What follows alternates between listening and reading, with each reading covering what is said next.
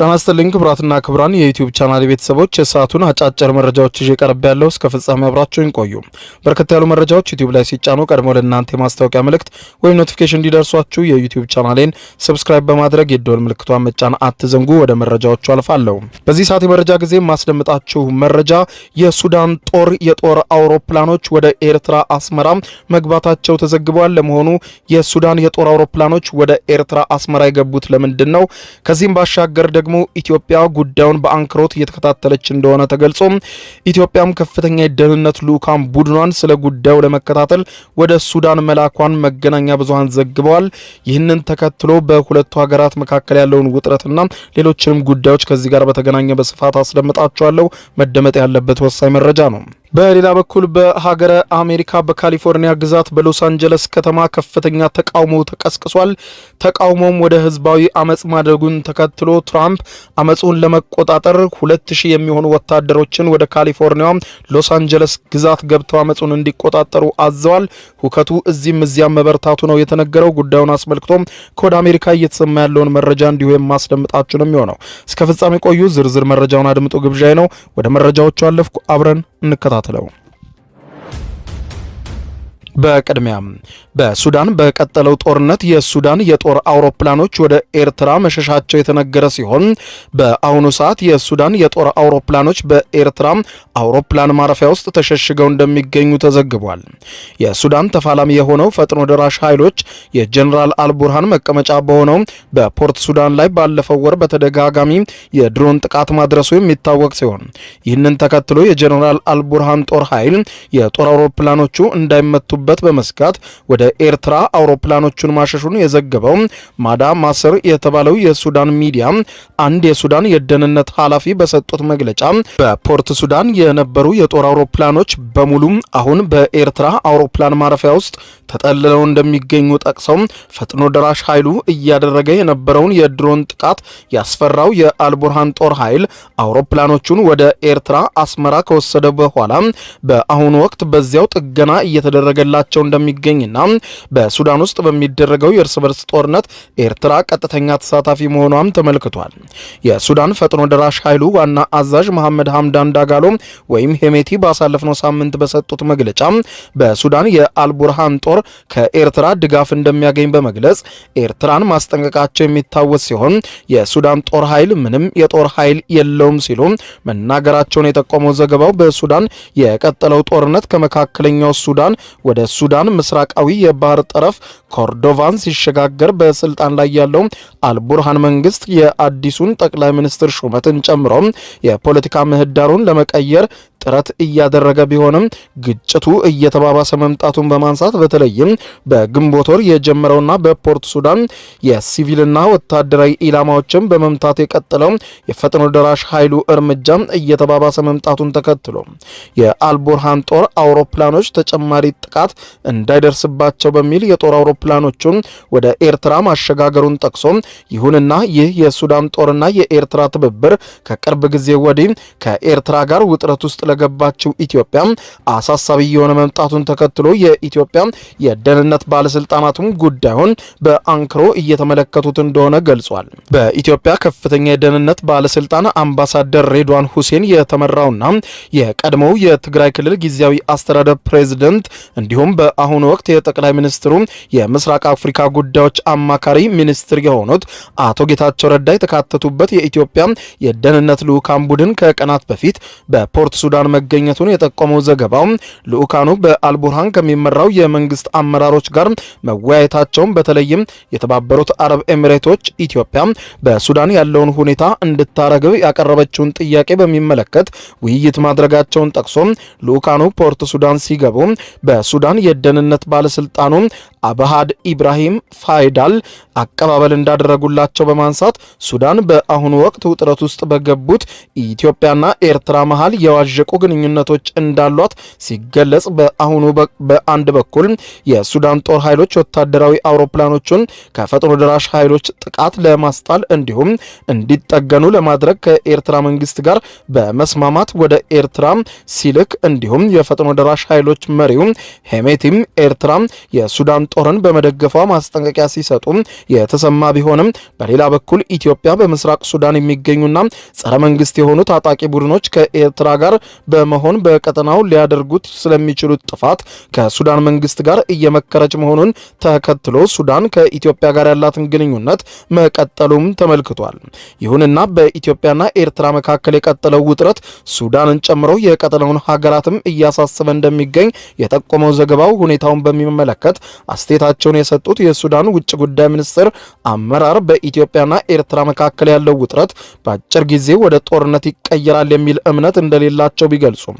የተባባሰው የቃላት ጦርነት ግን ለቀጠናው ስጋት እንደሚሆን መጠቆማቸውን ያነሳው ዘገባው ኢትዮጵያ በሱዳን የተባበሩት አረብ ኤሚሬቶች መካከል ያለውን ግንኙነት ለማስቀጠልና የሁለቱ ሀገራት ትብብር እንዲመለስ በአሸማጋይነት እንደምትንቀሳቀስና ኤርትራ ደግሞ በሌላ በኩል የጦር መርከቦቿን ጨምሮ ወታደሮቿን ስልጠናን ለሱዳን ጦር በመስጠት ድጋፍ ስታደርግ መቆየቷን በማንሳት ሁለቱም ሀገራት ከሱዳን ጋር ያላቸውን ግንኙነት ጠንካራ መሆኑን ጠቅሶ ነገር ግን በሀገራቱ መካከል ያለው ውጥረት ሱዳንን ጨምሮ በአካባቢው ሀገራት ስጋት ላይ መጣሉን የማይቀር ነው ብሎታል። ኢትዮጵያ ከተባበሩት አረብ ኤሚሬቶች ጋር ባላት ጥብቅ ግንኙነት ሱዳንና የተባበሩት አረብ ኤሚሬቶች በድጋሚ ለማቀራረብ እየሰራች መሆኑ የሚታወቅ ሲሆን የተባበሩት አረብ ኤሚሬቶች በሱዳን ያላትን ግዙፍ ኢንቨስትመንት ለማስቀጠል በሀገሪቱ ፖለቲካ ውስጥ የሚሳተፉ ሌሎች ቡድኖች እጃቸውን እንዲያቅቡ ተጽዕኖ ለመፍጠር እየተንቀሳቀሰች እንደሆነም ተዘግቧል። ይህ በእንዲህ እንዳለ የጦር አውሮፕላኖቹን በኤርትራ ያሸሸው የሱዳን ጦር በፈጥኖ ደራሽ ኃይሎች ላይ በተለይም በደቡብ ዳርፉር ኒያላ አካባቢ ጥቃት መፈጸም መቀጠሉ የተሰማ ሲሆን የሱዳን ፈጥኖ ደራሽ ኃይሎች ከኦምዱርማን በማባረር ኮርዱፋን በተለይም ደግሞ የባራ አካባቢን ለመያዝ ጥቃት መቀጠላቸውን የጠቆመው ዘገባው አሁንም የሱዳን ጦር የጦር አውሮፕላኖች መነሻቸውም ሆነ ማረፊያቸው የኤርትራ አውሮፕላን ማረፊያ ሆኗል። ይህንን ተከትሎ ኤርትራ በቀጥታ በሱዳን ጦርነት ውስጥ እየተሳተፈች መሆኑን በማመልከት የሱዳን የፈጥኖ ደራሽ ኃይሎች አዛዥ ለኤርትራ ቀጥተኛ የሆነ ማስጠንቀቂያ ከሰጡም ሰነባብተዋል። የጦር ኃይል የፈጥኖ ደራሽ ኃይሎች ዋና አዛዥ የሆኑት ሄሜቲ በመግለጫቸው ግብጽ የሱዳንን ጦር ድጋፍ እያደረገች ነው ሲሉ የግብጽ ጦር ለሱዳን ጦር የ8 የጦር አውሮፕላኖች ወታደራዊ ተሽከርካሪዎችንም መስጠቷን በመጠቆም በግብጽ ላይ ወቀሳ መሰንዘራቸውን ጠቅሶ ሄሜቲ ግጭቱን ይበልጥ በማስፋፋት ወደ ሰሜናዊና ምስራቃዊ ሱዳን እንዲሁም ፖርት ሱዳንና ኦቤይድ እንደሚስፋፋ መዛታቸውም ተመልክቷል። ኤርትራም በአስቸኳይ እጇን እንድትሰበስብ ማስጠንቀቃቸው አይዘነጋም። በሌላ በኩል በምዕራባዊ ኦምዱርማን በግንቦት ወር መጨረሻ በርካታ ይዞታዎችን መቆጣጠር የቻለው የሱዳን ጦር በሰሜናዊ አካባቢ በኮርዶፋን በኩል ጥቃት ማስፋፋቱን የተገለጸ ሲሆን የሱዳን ጦር ኃይሎች በሳዴራት በኩል ከኦምዱርማን ወደ ባራ እየተሸጋገሩና ወደ ሰሜናዊ ኮርዶፋን እየተጠጉ መምጣታቸውን የጠቆመው ማዳማ ስር በትናንትናው ዕለትም በጋብራት አልሼክ አካባቢ የሚገኘውን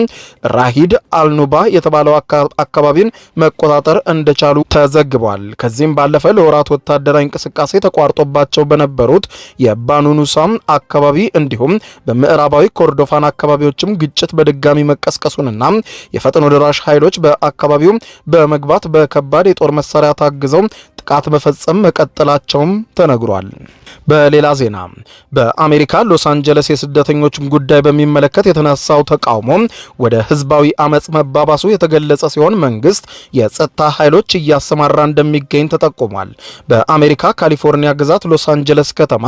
የትራምፕ አስተዳደር ህገወጥ ስደተኞችን በቁጥጥር ስር ማዋሉን መቀጠሉን ተከትሎ የተነሳው ተቃውሞ ወደ አመጽ እየተቀየረ መምጣቱ የተገለጸ ሲሆን ከቀናት በፊት በሰላማዊ መንገድ በርካቶች ለተቃውሞ አደባባይ የወጡ ቢሆንም የኢሚግሬሽን ቁጥጥር ባለስልጣን ሰራተኞች ሎስ አንጀለስን ለቀው እንዲወጡ የሚጠይቁና የተለያዩ ሀገራት ባንዲራዎችን በማውለብለብ አደባባይ የወጡት ተቃዋሚዎቹ አድማውን ለመበተን አደባባይ በወጡ የፌዴራል ፖሊስና የጸጥታ አካላት መኪኖች ላይ ጥቃት ማድረስ መጀመራቸውን፣ መንገዶችን መዝጋት እንዲሁም ንብረቶችን ወደ ማቃጠል መግባታቸውን የዘገበው ሮይተርስ የአሜሪካው አመጽ የሎስ አንጀለስ ከተማን ደህንነት ከቁጥጥር ውጪ እንዳደረገውም ተመልክቷል። ተቃውሞ ወደ አመጽ መቀየሩንና በከተማው ከባድ ረብሻ መቀስቀሱን ተከትሎ የትራምፕ አስተዳደር 2000 የፌዴራል የጸጥታ ኃይሎችን ሲያሰማራ የመከላከያ ሚኒስትሩ ፒት ሄግስ ፔንታጎን ተጨማሪ በተጠንቀቅ ላይ የሚገኙ ወታደሮችን ለማሰማራት መዘጋጀቱን፣ አመጹን በዚሁ ከቀጠለ በአካባቢው በቅርበት ከሚገኘው ፔንደልተን ካምፕ የሚመጡ ወታደሮች እንደሚኖሩ ማስጠንቀቃቸውን የጠቆመው ዘገባው ከትናንት በስቲያ የጸጥታ ኃይሎች አመጹን የሚያቀጣጥሉ ተቃዋሚዎችን ለማስቆም ቢሞክሩም ውጥረቱ እየተባባሰ መቀጠሉን ጠቅሶ በአብዛኛው ከሜክሲኮና ከተለያዩ ሀገራት የመጡ ስደተኞች በሎስ አንጀለስ የሚገኙ ከመሆናቸው ጋር በተያያዘ ወራትን ያስቆጠረ የትራምፕ አስተዳደር የህግ አፈጻጸም በሎስ አንጀለስ ከፍተኛ ተቃውሞ እንደገጠመው ተመልክቷል። ይሁንና አመጹን ተከትሎ የአሜሪካ መንግስት የስደተኞችን ህግ በመጠቀም ወንጀለኞች የሌሎችን ሀገራት ባንዲራ በመያዝ ግጭት ለመፍጠር በህግ አስከባሪዎች ላይ ጥቃት ለመፈጸም ሞክራቸዋል በማለት ምክትል ፕሬዚደንቱ ጄዲ ቫንስ በማህበራዊ ገጻቸው ያስታወቁ ሲሆን ሁኔታውን በሚመለከት ዋይት ሀውስ በሰጠው መግለጫ ከአመጹ ጋር በተገናኘ በተደጋጋሚ ከተሰጡ ማስጠንቀቂያዎች በኋላ በርካታ ሰዎች በቁጥጥር ስር መዋላቸውን ዋይት ሀውስ የገለጸ ቢሆንም በህግ ቁጥጥር ስር የዋሉ ሰዎችን በሚመለከት የተሰጠ ይፋዊ መግለጫ ግን አለመኖሩን የጠቆመው ዘገባው የሀገር ውስጥ ደህንነት ባለስልጣን በበኩሉ በአመጹ ላይ 1000 የሚጠጉ ተቃዋሚዎች መሳተፋቸውን መገለጹም ጠቁሟል። የትራምፕ አስተዳደር ህገወጥ ስደተኞች ከአሜሪካ እንዲወጡና የሜክሲኮ ድንበር እንዲዘጋ ካሳለፉት ውሳኔ በተጨማሪ የኢሚግሬሽን ባለስልጣናት በየቀኑ በትንሹ 3000 ህገወጥ ስደተኞች እንዲያስር ያሳለፈውን ትዕዛዝ ተከትሎ በሎስ አንጀለስ ከፍተኛ ተቃውሞ መነሳቱን የጠቆመው ዘገባው ውሳኔውን ተከትሎ የሚወሰዱ እርምጃዎች ህጋዊ የመኖሪያ ፈቃድ ያላቸውን ስደተኞች ጭምር ስጋት ላይ የጣለ መሆኑን በማንሳት ባለፈው ሳምንት መጨረሻ ላይ የፌዴራል ፖሊስ መኪኖችና በርካታ የጸጥታ ኃይሎችን ያካተተ ስብስብ በሎስ አንጀለስ በተለያዩ አካባቢዎች በመዘዋወር ስደተኞችን በቁጥጥር ስር ለማዋል ሲንቀሳቀስ መታየቱን ጠቅሶ በተለያዩ ሱቆችና የገበያ ቦታዎች በቀን ስራ ላይ የተሰማሩ ሰራተኞችን ጨምሮ የሽያጭ ሰራተኞችና የመጋዘን ሰራተኞች ሳይቀር መወሰዳቸውን የዓይን እማኞች ምስክርነትን በማንሳት ሁኔታው ከቁጥጥር ውጪ የሆነ መምጣቱም ተመልክቷል። ይህንን ተከትሎ ፕሬዚደንት ዶናልድ ትራምፕ የካሊፎርኒያውን ገዢ ያናገሩ ሲሆን አመጹን ለመቆጣጠርም ከ2000 በላይ የናሽናል ጋርድ ወታደሮችን ወደ ካሊፎርኒያ መላካቸውም ተነግሯል። ክቡራን አድማጮች ለሰዓቱ ብታደምጧቸው መልካም ናቸው ያልኳቸው አጫጭር መረጃዎች የሰማችኋቸው ናቸው። ከሰዓታት በኋላ በሌላ መረጃ ተመልሰን እስከምንገናኝ በያለንበት የዓለም ዳር ቸር እንቆይ።